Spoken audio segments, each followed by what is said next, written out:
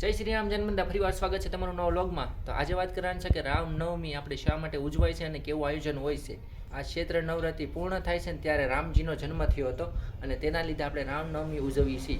આજે છે ને અમારા ગામમાં તો બહુ ઉજવતા નથી, એટલે અમે અહીંથી 20 કિલોમીટર દૂર જઈશું મહુવા, અને મહુવામાં રામનવમી ઉજવશે। તો ત્યાં છે ને ઘણા ડીજે વાગશે, ડિસ્કો કરશે બધા, અને આખી રામાયણ બનાવેલી છે એવું સાંભળ્યું છે મેં। એટલે ત્યાં જઈને તમને બતાવું કે કઈ રીતનું આયોજન છે, કેવું ડીજે છે, કઈ રીતે કેટલી પબ્લિક છે, તો બધું તો લોંગ માઇન્ડ સુધી બનાવી રહેજો, અને સાથે એનો ઇતિહાસ અને એ કહે તો લોંગ માઇન્ડ સુધી બધા બનાવી રહેજો।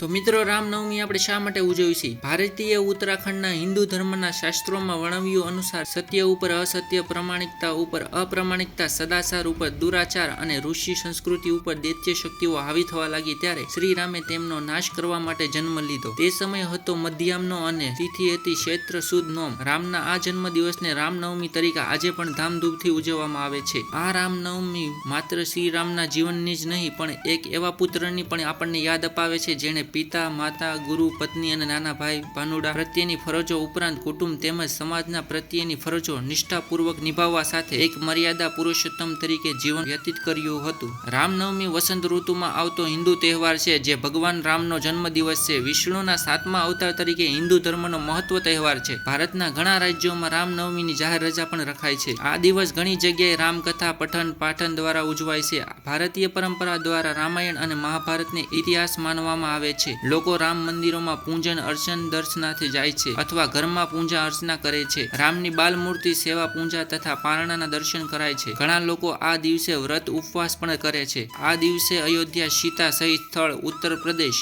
સીતામઢી બિહાર, જનકપુર ધામ નેપાળ, ભદ્રાલય તેલંગાણા, કોદરામ મંદિર આંધ્રપ્રદેશ તથા રામેશ્વર તમિલનાડુ તથા અન્ય નાના મોટા નગરોમાં શોભાયાત્રાનું પણ આયોજન કરાય છે। તેવી જ રીતે અમારા મહુવામાં પણ આજ છે। અયોધ્યામાં લોકો સરયુ નદીના સ્નાન કરીને રામ મંદિરમાં દર્શનાર્થે જાય છે। સંવંત 1837માં રામનવમીના દિવસે અયોધ્યા પાસેના સપિયા ગામમાં રાત્રે 10-10 કલાકે ભગવાન સ્વામિનારાયણનું પ્રગટન થયું હતું। આજે આ દિવસે સ્વામિનારાયણ સૌ પ્રધાનને દેશ વિદેશના મંદિરોમાં એમનો જન્મોત્સવ ઉત્સવ ખૂબ જ ધામધૂમથી ઉજવવામાં આવે છે। રામનવમીનું મહત્વ કેવલ ભારતમાં જ નહીં, પણ ઇન્ડોનેશિયા જેવા ભારતની બહારના દેશોમાં પણ છે, અને ત્યાં પણ આ તહેવારની ઉજવણી થાય છે। તો તમને રામનવમીનો ઇતિહાસ કેવો લાગ્યો કોમેન્ટમાં જરૂર કરજો। તો થોડીક તમને મહુવાની રામનવમી પણ બતાવી દઈએ, અને આવા નવા અમારા મંદિરના ઇતિહાસ અને હિસ્ટરી વિડીયો આવતા રહે તો ચેનલને સબસ્ક્રાઇબ કરો।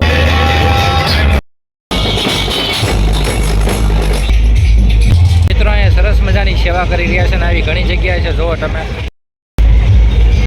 મિત્રો, તમે જોઈ રહ્યા છો કઈ રીતનો રામ ભગવાન બનાવેલ છે। બધા અલગ અલગ જગ્યાએ સ્કૂલમાંથી અથવા એના ઘરેથી બનાવેલા છે, જો, અને આવું ઠેઠ સુધી બધા ટ્રેક્ટરમાં છે, લારી ભરેલી છે, આમ જો ઠેઠ બધી, અને હજી બહુ લાખોમાં પબ્લિક હશે આજ તો ભાઈ। આ ઓરિજિનલ હનુમાનદા લાગે તો લાખોમાં પબ્લિક છે, તો લાખોમાં જ પબ્લિક, એટલી બધી પબ્લિક છે વાત પૂછોમાં। મસ્ત મજાની સેવા આપે છે, સાથે પોલીસ કર્મીઓ પણ બધા છે।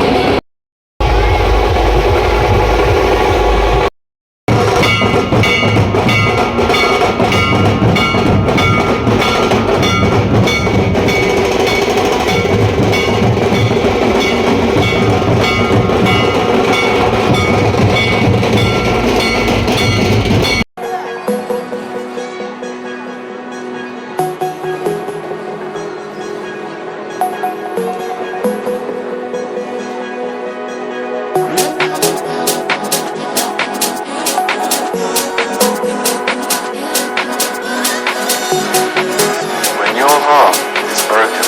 You simply cannot trust what your mind is telling you.